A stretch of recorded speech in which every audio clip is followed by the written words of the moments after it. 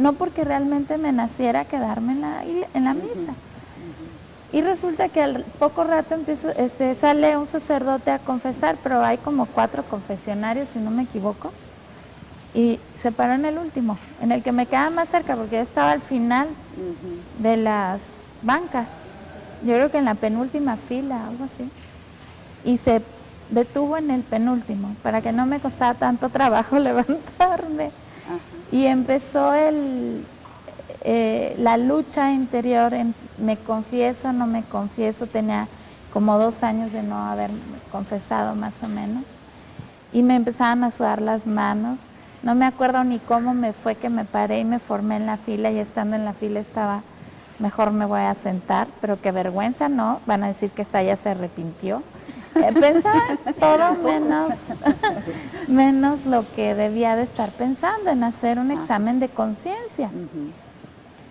Pero les digo que es aquí donde yo veo por primera vez la misericordia del Señor, porque me tuvo ahí, yo creo que de las orejas hasta que me tocó, y en el momento en que me hinco frente al sacerdote, por gracia del Señor, realmente por misericordia de Él,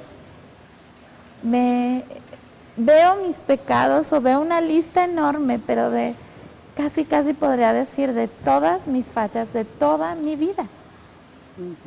Y no nada más eso, o sea, no nada más el verlos, sino un dolor profundo, profundo de haberle fallado al Señor. Empezaba a hablar y la voz se me empezaba a cortar. Y empezaba a llorar, y en el hablar se me quebraba la voz. Y entonces el sacerdote, el padre, me cuestionaba de aquello, y yo no tenía modo de justificarme. Me daba cuenta que no había forma de justificar lo que yo había hecho. Y eso me ocasionaba un dolor aún más profundo. Betty, antes de esta confesión, ¿te había pasado lo mismo? No. ¿Cuando te confesabas? No. Nunca. Fue una gracia hermosísima del Señor. Yo lo veo así como un don de Él, porque ni siquiera yo tenía la intención de hacer una buena confesión, sino fue una gracia del Señor. En cuanto yo me hinqué, esto vino solo. Yo creo que ahí fue también el que tú no pusiste resistencia.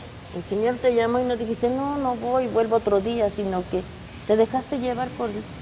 Pues sí, pero todavía dije, ay, pues hoy no tengo escuela, hoy no tengo nada que hacer, pues hoy sí voy.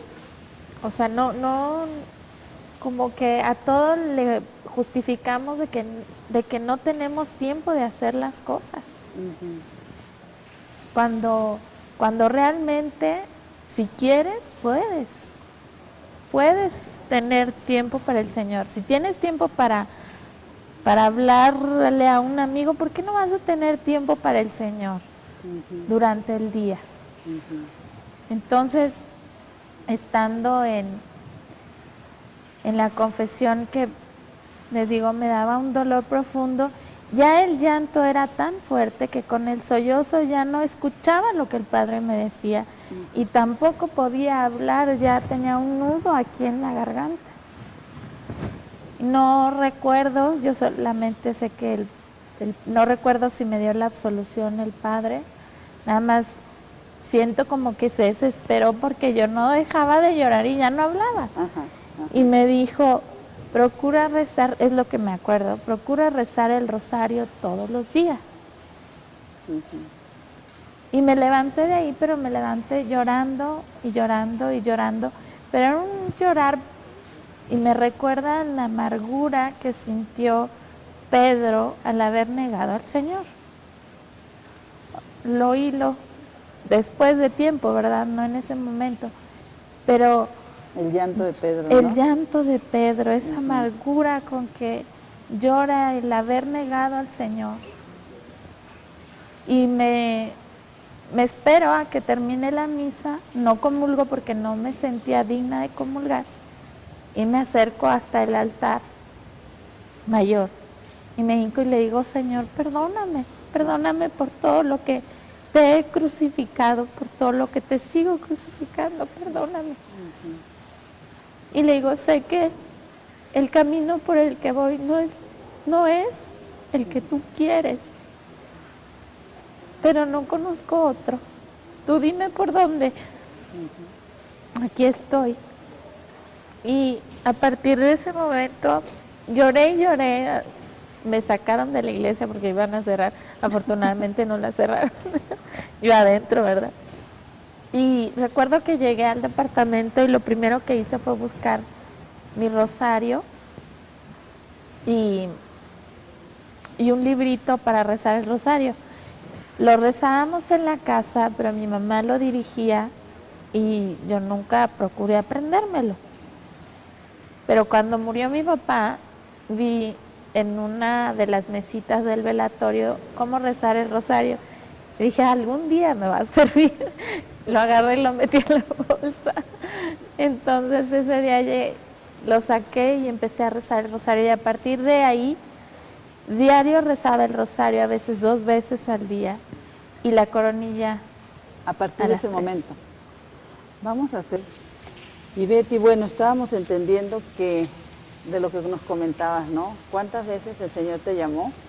De muchas maneras, pero pues no, bendito Dios que llegó un momento en que escuchaste su voz. Y estábamos hablando de esa clara conciencia de pecado que te dio.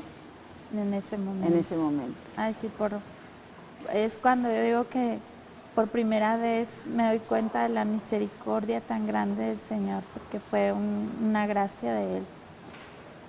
Y a partir de ahí, como les comentaba, empecé a rezar el rosario todos los días y la coronilla. Conocía la coronilla, sabía de dónde venía, porque siempre me gustó la imagen, pero en esos días como que la oración tenía un sentido más fuerte. Ya no era igual el rezar como rezar mecánicamente. Era algo más. Y pues como les digo, esto fue una especie de preparación para lo que venía. El Señor sabía que venía, yo no, pero Él sí. Salimos de viaje por trabajo al sur, a Mérida, Yucatán, y de Mérida nos pidieron que fuéramos a Cancún.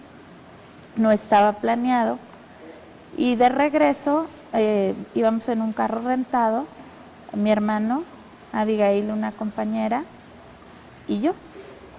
De regreso se nos olvida a Abigail y a mí ponernos el cinturón de seguridad. Y digo, se nos olvida porque venían atrás.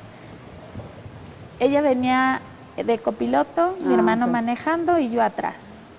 Mi hermano sí traía el cinturón, ella y yo no. Se nos olvida ponérnoslo y como a los 20 minutos de pasar la caseta, de la primera caseta de la autopista, oímos un tronido y empezó el carro a perder la estabilidad, se empezó a descontrolar, a colearse, como dicen, y luego empezó a girar como trompo y finalmente cuando no encontró piso, se volteó. El peritaje dice que dio alrededor de 3 vueltas el carro. Cuando se volteó, fue un estallamiento de neumático lo que ocasionó esto. Cuando se volteó, me salí y se salió Abigail por el parabrisas y yo me salí por la ventanilla trasera. Abigail, afortunadamente, gracias a Dios, no se acuerda de nada. Dice que ella de repente abrió los ojos y estaba sentada sobre como una especie de matorral. Ella dice que cree que cayó en la copa y con el peso bajó. Mi hermano quedó en el carro y yo me salí proyectada por la ventanilla, pero yo sí vi, en el momento en que salí, yo me acuerdo de todo como si fuera una especie de película en cámara lenta. Me salí como si me hubiera echado un clavado en una alberca y al salir por la ventanilla, no saben si fue ahí cuando me quebré las costillas, me quebré